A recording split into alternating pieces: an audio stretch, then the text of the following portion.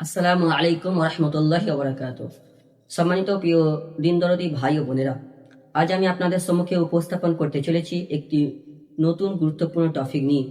সম্মানিত বন্ধুগণ, দেখা যায় অধিকাংশ মানুষ তারা পবিত্র মাহে রমজানুল মুবারক মাসে রোজা রাখে, কিন্তু তারা নামাজ পড়ে না। তাহলে কি তাদের রোজা কবুল হবে, নাকি নামাজ পড়লে তবেই কবুল হবে রোজা? এই বিষয়ে শরিয়াতের দৃষ্টিতে ওই ব্যক্তি কেমন পর্যায়ে আছে, চলুন জেনে নেওয়া যাক। সম্মানিত বন্ধুগণ, যে ব্যক্তি রোজা রাখে আর 5 ওয়াক্ত নামাজ পড়ে না, তো ওই ব্যক্তির উদাহরণ আমি এই রকমই দিতে পারি যে এক ব্যক্তি মনে করেন মসজিদের জন্য জায়গা দিয়েছেন, কিন্তু ওই ব্যক্তি 5 ওয়াক্ত নামাজ পড়ে না।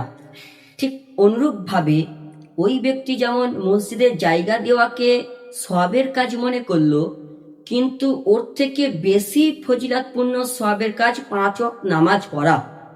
একইভাবে যে ব্যক্তি রোজা রাখলো, ওই ব্যক্তি ইসলামের একটি ফরজিয়তকে আদায় করলো, অর্থাৎ সওয়াবের কাজ করলো, কিন্তু ওর থেকে একটি গুরুত্বপূর্ণ ফজিলত, গুরুত্বপূর্ণ সওয়াব এবং গুরুত্বপূর্ণ আহকাম যেটি 5 ওয়াক্ত নামাজ, ওর ফজিলতটা ওই ব্যক্তি বুঝল না।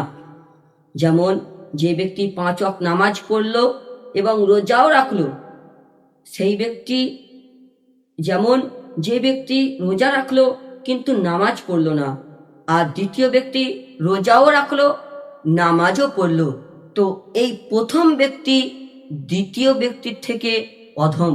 কেননা ওই ব্যক্তি রোজার গুরুত্বকে বুঝেছে কিন্তু নামাজের গুরুত্বকে বোঝেনি। যেমন ওই ব্যক্তি নামাজের মসজিদের জন্য জায়গা দিয়েছে, ওর গুরুত্বকে বুঝেছে, ওর ফজিলতকে বুঝেছে, কিন্তু যে 5 ওয়াক্ত আল্লাহর হুকুম নামাজ পড়া, তার গুরুত্বকে বুঝতে পারেনি। সেই জন্য একটা মুমিনের কাছে, একটা ইমানদার বান্দার কাছে যদি ইমানের পরে কোনো বিশিষ্ট সর্বশ্রেষ্ঠ আমল থেকে থাকে, তো সেটি হলো নামাজ। কেননা আমরা কোরআনের মধ্যে দেখতে পাই যে কোরআনের মধ্যে উলামাদের ইখতিলাফের মতে যে কোরআনে 82 জায়গা থেকে 83 জায়গা আল্লাহ পাক ডাক দিয়েছেন আকিমিস সালাহ ওয়া আতুজ যাকাত, বান্দা তোমরা নামাজ কায়েম করো, বান্দা তোমরা নামাজ কায়েম করো। এছাড়াও দ্বিতীয় পর্যায়ে যদি আমরা দেখতে চাই, নবী করিম সাল্লাল্লাহু আলাইহি ওয়াসাল্লামের ইন্তেকালের সময় আল্লাহর নবী বলেছিলেন উম্মতেরা সালাত সালাত সালাত, অর্থাৎ তোমরা নামাজ কায়েম করো।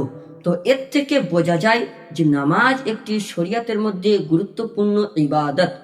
আর যে ব্যক্তি নামাজ কায়েম করলো, নামাজকে 5 ওয়াক্ত আদায় করলো, কিন্তু রোজা রাখলো না, ওই ব্যক্তির থেকে যে ব্যক্তি রোজা রাখে কিন্তু নামাজ পড়ে না, ওই ব্যক্তির থেকে এই ব্যক্তিটি অনেক উপর পর্যায়ে আছে।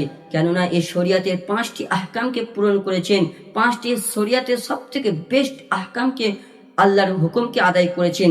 আর ওই ব্যক্তি শুধু জাস্ট রমজান মাসের রোজাকে আদায় করেছেন, কিন্তু তার ফরজিয়াত আদায় হয়েছে, তার সওয়াব হয়ে যাবে, নেকি হয়ে যাবে, কিন্তু 5 ওয়াক্ত যে গুরুত্বপূর্ণ ইবাদত ছিল সেটাকে সে ত্যাগ করলো।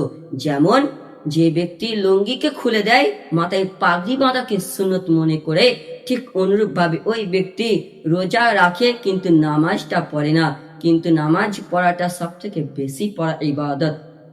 এই জন্য আমাদের সকলকে নামাজ রোজা দুটি একসঙ্গে আদায় করতে হবে ইনশাআল্লাহ।